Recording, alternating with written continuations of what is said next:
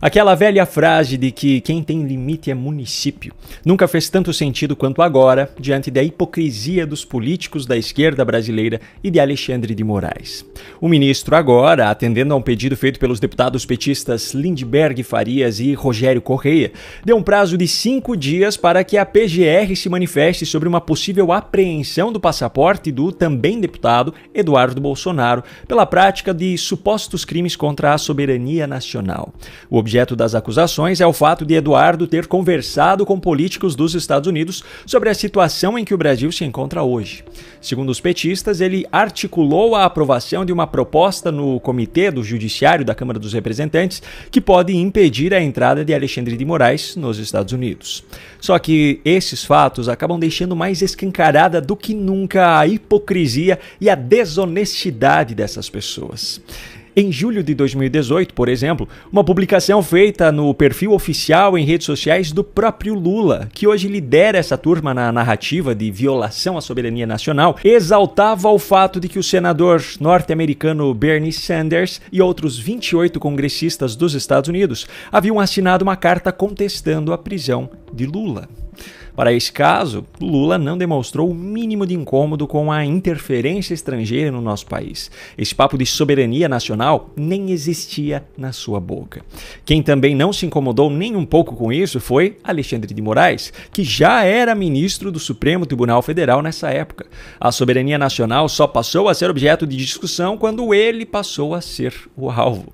Quando congressistas norte-americanos tentaram intervir na prisão de Lula aqui no Brasil, Moraes ficou em silêncio. Quando o próprio Moraes tentou censurar um cidadão norte-americano dentro do território dos Estados Unidos, não havia nenhum problema. Agora, quando congressistas americanos aprovam uma proposta para impedir que Moraes entre nos Estados Unidos, o que não tem nada a ver com o território brasileiro, aí sim, tem problema para Moraes. Aliás, Moraes não apenas está agora mirando Eduardo Bolsonaro por suas conversas com estrangeiros, como ainda interferiu diretamente na nota publicada pelo governo brasileiro em resposta aos Estados Unidos e também no projeto de lei protocolado na Câmara dos Deputados, aqui no Brasil, que visa barrar a entrada de estrangeiros que tenham supostamente atentado contra as instituições brasileiras.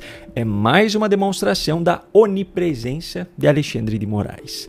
Mas não pense que a hipocrisia acaba por aí. Lembra quem são os autores da notícia crime contra Eduardo Bolsonaro, alegando que o fato dele pedir ajuda a estrangeiros é uma violação à soberania nacional?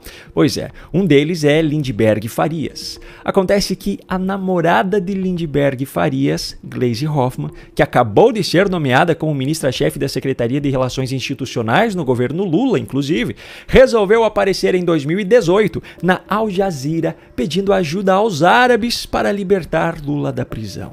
Veja só o pedido dela.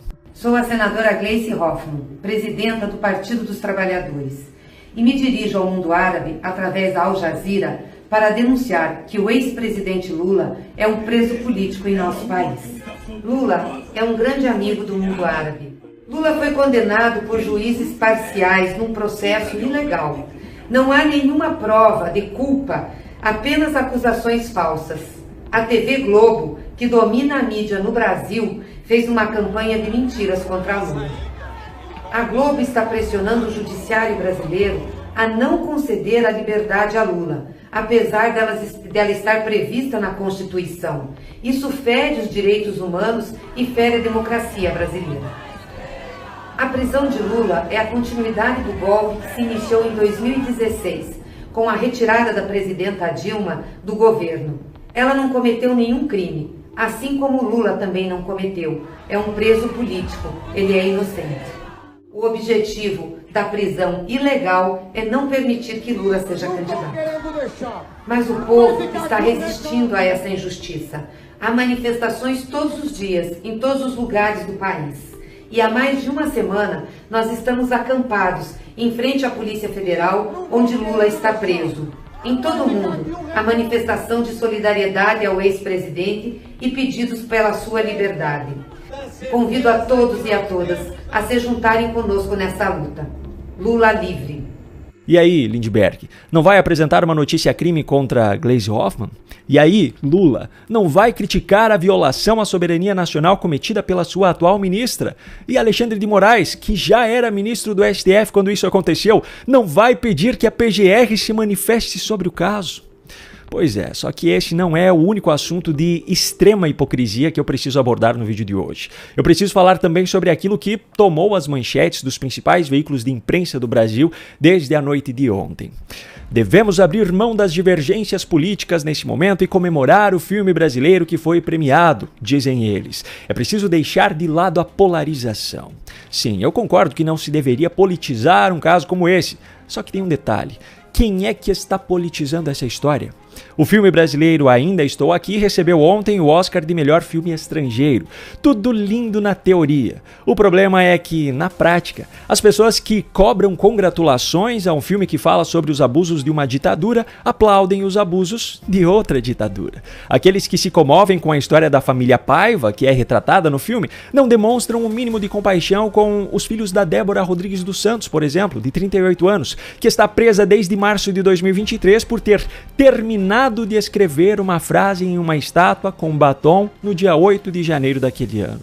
Mesmo sendo ré primária, tendo ocupação lícita, domicílio fixo e 2 filhos menores de 12 anos, Débora segue presa após inúmeros pedidos ilegalmente negados pelo ditador Alexandre de Moraes, enquanto o elemento que incendiou a estátua de Borba Gato em 2021, por exemplo, o militante Paulo Galo, foi condenado a 3 anos de reclusão em regime aberto, teve sua pena convertida à prestação de serviços comunitários e ainda desfilou no Carnaval de 2024 na Vai Vai, ao lado de Silvio Almeida, então ministro dos Direitos Humanos do governo Lula. Enquanto Débora, que jamais teria ido à prisão em um país com o mínimo de decência na justiça, está presa por ordens do ditador Alexandre de Moraes, nenhum dos manifestantes do MTST que invadiram e depredaram a Câmara dos Deputados em 6/6/2006 foi preso por esse ato. Pelo contrário, o líder da invasão, Bruno Maranhão, um dos fundadores do PT e membro do Diretório Nacional do partido, quando a invasão aconteceu, era convidado de honra na cerimônia de posse do então reeleito presidente da República, Luiz Inácio Lula da Silva, apenas 6 meses depois do ocorrido. Eles dizem que não se deve politizar o assunto e que devemos comemorar o prêmio recebido pelo filme que retrata a história da família Paiva, mas silenciam diante do sofrimento das centenas de famílias de pessoas que estão presas até hoje, porque ministros do Supremo, que sequer têm a capacidade de puxar suas próprias cadeiras para se sentarem, alegam que houve uma tentativa de golpe de Estado. Deputados militantes da esquerda, como Guilherme Boulos, Gleisi Hoffmann, Érica Hilton e outros tantos hipócritas, parabenizam os envolvidos no filme, comemoram a premiação e dizem ditadura nunca mais, enquanto, nas mesmas publicações, promovem a campanha Sem Anistia, que é justamente um apoio à ditadura da toga, sob a qual estamos submetidos hoje. Me desculpem, um Oscar recebido por um filme brasileiro até poderia ser motivo de comemoração, mas diante de tanta hipocrisia, sinceramente, para mim, não tem como.